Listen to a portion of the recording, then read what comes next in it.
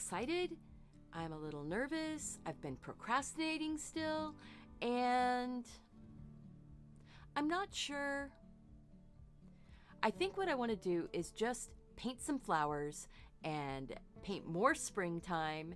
It snowed this weekend. I'm in the Pacific Northwest. We don't get snow in April. And if we do, I guess I can't say we don't, but if we do, it's usually just flakes falling from the sky and then it melts when it hits the ground because the ground hasn't been frozen since January. We were out camping and we ended up with beautiful snow. I've got a little clip here I'll pop in of the snow and wandering around the van outside for a minute in my PJs. It was lovely. It was beautiful. It was chilly. And there's some modifications to the van that we're planning on doing because now we know we can get snow that's actually inches. There were 4 inches on the ground at home when we got back from our camping trip. It's crazy. I did use my art supplies in the box. I didn't do a lot of art. I listened to a lot of music. I talked with my husband. We got to, plan out some ideas for things for the future. I kind of whined and cried on his shoulder about my YouTube channel. Those kinds of things. So if you're new here and you really want to help me out, watch some videos because I need that view time to go up. And also, if you like them, click the like button. That helps me out. I am going to try to not ask for people to subscribe anymore because if you want to be here and you want to see more, you will. And that's just the way it is. So I'm not going to ask for subscriptions anymore, but I am going to ask for you to boop that like button and share my videos with your friends if you find them helpful. That's it. I did do some art and I will talk about how the setup worked. And, well, actually, I'll tell you now. The setup works. The setup works. That box works. I'm really pleased with the layout of the box. We were able to set it up on the table. My husband was able to grab stuff out and use to do his own artwork. I have a few things I'm pleased with. One, I like the sketchbook. This was just a sketchy sketch. This is like the back of the big house that we were camping right here behind this house. So I was looking out the van windows and everything was just starting to spark in green and the leaves were just starting to come out. So that was on Saturday I was working on these types of things. I didn't do anything on Friday. This one I really liked how the gouache worked on the black paper. This was my color palette. These were the colors I used. This was looking beyond that house. So all of these trees and stuff that are up back here and off to the side, I just made a lovely little composition. I loved the clouds. I don't do clouds very often, but I love the clouds. This was just taking a charcoal pencil and drawing one of the twiggly bushes that was just outside the window of the van, and I was doing this one semi-blind contour where I would go up and draw and then I would come back down and then I would make sure that I was going a different direction, and then I started doing my little comfort flowers. So I did these little roses. I am learning how to do this. So these types of roses, DeWinton Paper Company on YouTube and Shada Campbell on YouTube. There's a lot of people that do these kinds of roses. And then I looked across and my husband was drawing these California poppies and he was looking at the Laws Nature Journal book, and there was a nature journaling page on 12 hours of a California poppy. And so it was from being all twisted and tight buds all the way up through being full blooms and then coming back down. But I just was like, I want to do some loose flowers. So I did that. And that is all I did on the camping trip. Yeah, because I was really, really having a low time, low moments. I've done it to myself, and I know I did it to myself when I really went hard at pivoting my channel. And, you know, I know that there are people out there that want to watch me do this, want to watch me go through my art journey, my creative journey, my developing my new voice. I know there's people out there. You're one of them. You are. I know you are. Thank you. I feel very blessed by the people who do watch my channel. I'm using the Liquitex Professional Matte Medium. This is sort of the secret sauce to mix with each one of these types of paints to get all of them to be approximately the same sheen and to approximately the same viscosity or consistency. So you can use a gloss medium, a semi-gloss medium, a matte medium. I like the matte medium because I really like less shine on my artwork. So that's what I'm doing. Used to be I loved a ton of shine. Now, not so much.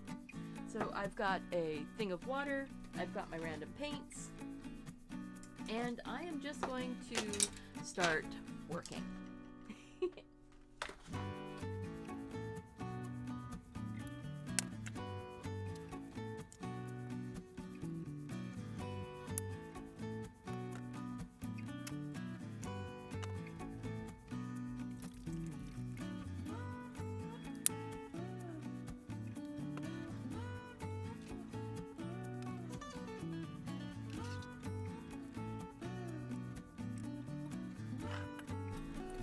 So here we go. I am putting in a background, and all of the backgrounds are going to be similar. They're all phthalo blue and white. This one is phthalo blue and the golden heavy body acrylic white, titanium white. The next two paintings I'm using white gesso, just because that's what I've got. And sometimes you just have to use what you've got. But I'm just putting in the white and the blue, and I'm just playing with it, trying to kind of get the feeling of that brilliant blue sky that you see in the reference photo.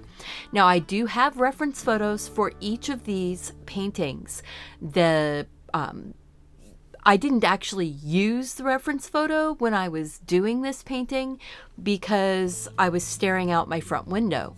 The front window of my studio actually looks on that tree.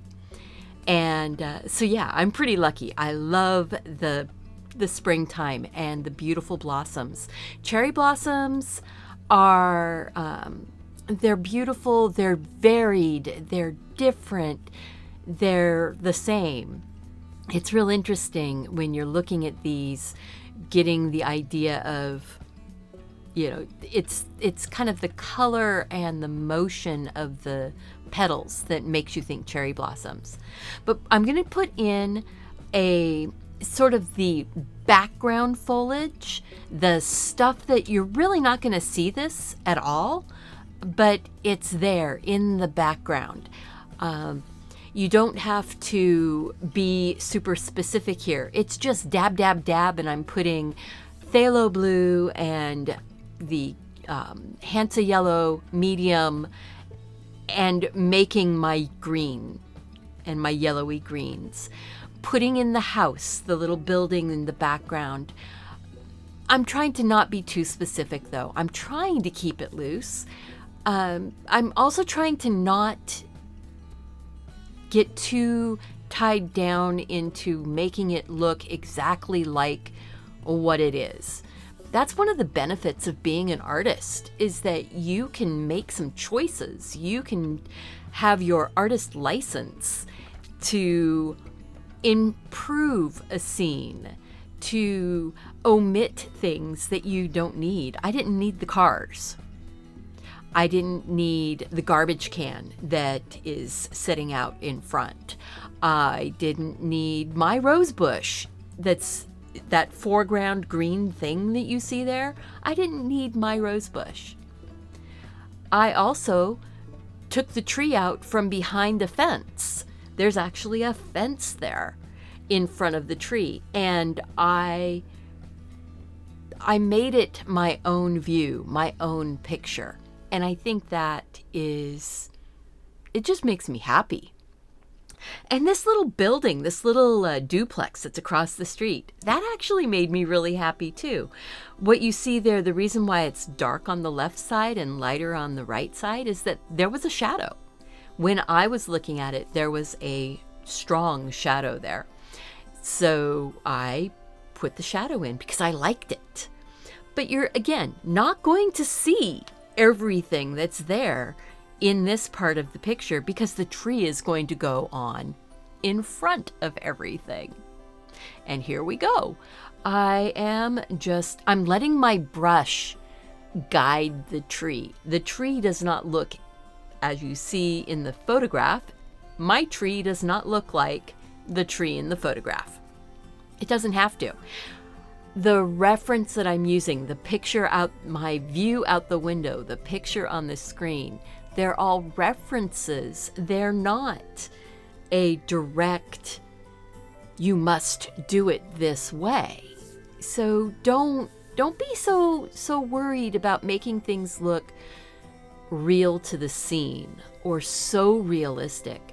I find it very interesting that over the years, I've gone from wanting things to be super realistic to going with, I kind of like the little bit looser look. I like the freshness that you get when you're not trying to be so rigid. If you want something that looks exactly like the scene, you take a photograph. You don't need to paint it, right? Although it is a good exercise to learn how to paint something exactly the way that you see it, but that's not getting your voice into the picture or into the painting or into the drawing. Getting your own voice, your own fingerprint on the artwork. I look at this and I know that I did it because of the feeling that I get from this particular image when it's all done. There's a feeling to it that is like, oh yeah, that's something that I did. And I like it. I'm putting in the background flowers now. This is a mixture of quinacridone red and the Hansa Yellow Medium and white to kind of get that coral pink type of color. And then I just start adding varying degrees of white or red to it to get that lovely variation of colors. If you look at that reference over there, it does look like that. Oh, yeah. I was doing some up-close photograph or video with my camera at the same time. I didn't realize I had left that in there, but it's in there and it's not coming out because I'm not editing this video again. I took over 4.5 hours of video and condensed it down to this 24-minute video.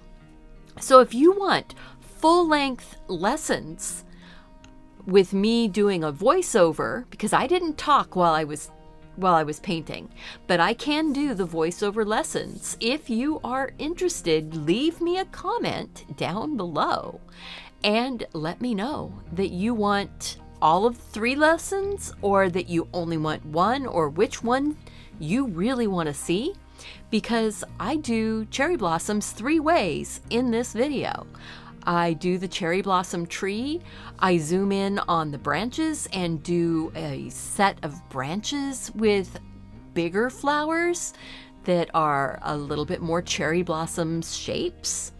These flowers are really just dib-dabs with the brush, and the splaying of the bristles is what gives some of that petally shape to those flowers.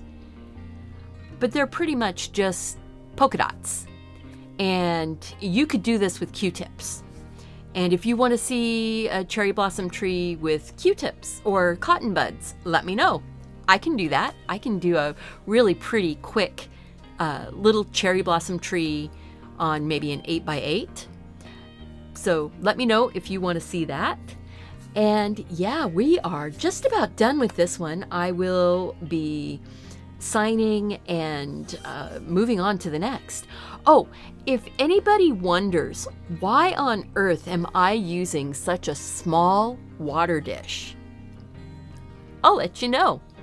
It's so that I have to get up and walk out of my studio and see other things for a minute, and then dump out the old water, get some fresh water, come back. So about every 20 minutes or so, I have to get up and go change my water. And that just gets me up, moving around a little bit. I can get very drilled in to what I'm doing and sort of tied to the chair. Nobody's tying me to my chair. Nobody's locking me in my studio, but I can sometimes lock myself in. And if I have like four bottles or jugs of water sitting here next to me, I might not leave for 2 hours. And I really need to get up, move around, stretch, get a drink of water for myself, and get some fresh water for the painting. Just happens to give me the excuse to get up and go. You know, that's the reason why I use a smaller. That's a little 2-cup pint. It's short. It's like a short pint glass jar.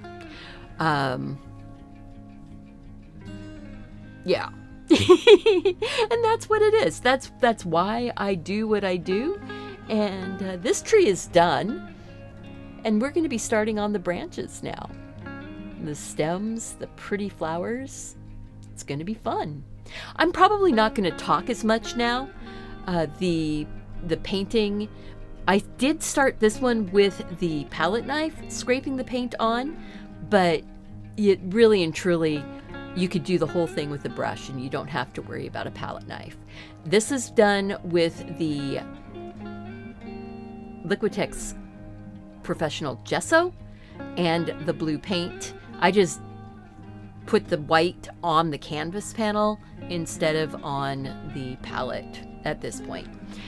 So yeah, otherwise this is pretty much, make green, put your different greens in, layer them up. It's all about layering, and you just keep layering and you just keep layering. And you add different variations. Add a little more yellow, add a little more blue. This is, putting in the flowers. It's the same color mix. It's the quinacridone red and the white with just a touch of the Hansa Yellow Medium in that color mix. It warms it up a little bit. It gives it a little bit more variation, even when you add a lot of white to it. And these are your 5-petal, round brush, dippy dot type flowers. They're not hard. And you just keep putting them in. I use the same brush for a lot of this painting. Putting in the branches, I just mixed up some burnt umber and the phthalo blue, mix those together, and then put it on with a round brush. I did put a little highlight by making a gray, by just adding some white to that blue and brown. And we're already on to the last painting, and this is the close-up of the cherry blossoms. And this one, this is my favorite of all three. Now, I am going to be selling these. They are going to be available at a farmer's market the second Saturday of May 2022. I plan on getting photographs done of these so I can make prints. That way, down the road, if somebody wants a print or wants to be able, I'm not sure if I'm going to make it as prints or if I'm going to make it as a downloadable so that you can print at home. Let me know about that. Which way would you like to do? If you would like to do your download print at home, or if you would like to buy already print pictures, you know, it's going to cost more if I have to print them or get them printed. This is just looking at the photograph. The picture for this one, these cherry blossoms are actually a crabapple, not really cherry, but it's the same general type of flower. And I did this from a photograph that I took in my backyard. Again, we had some beautiful blue skies. Getting that blue in there just makes me so happy. These flowers, you're closer up to them, you have to get a little more detail. So there's your highlights on the insides and outsides. There's variations of tone of your pink. There's the stamens and those cute little pollen dots at the ends. And we are just about done and ready to head into the end of the show. So thank you guys, and stick around for the quick little view of everything all together. So guys, thank you. Thank you so much for being here. Thank you for your love, your kindness, your positive thoughts, your support by watching my channel, watching my videos, sharing the videos, and by clicking the like button. Those types of things actually help YouTube know that I am doing stuff that people want to see. So when you see my thumbnails come up, if you click on them and you watch, right now I need about 5 minutes of your time. When you click on a video to watch it, if you could watch about 5 minutes, that would really send a signal to YouTube that I'm doing something that people want to see. Thank you, and remember, go out and do something creative. I'm going to do something creative right now, and take care of yourself. And that's what I'm doing right now, taking care of myself.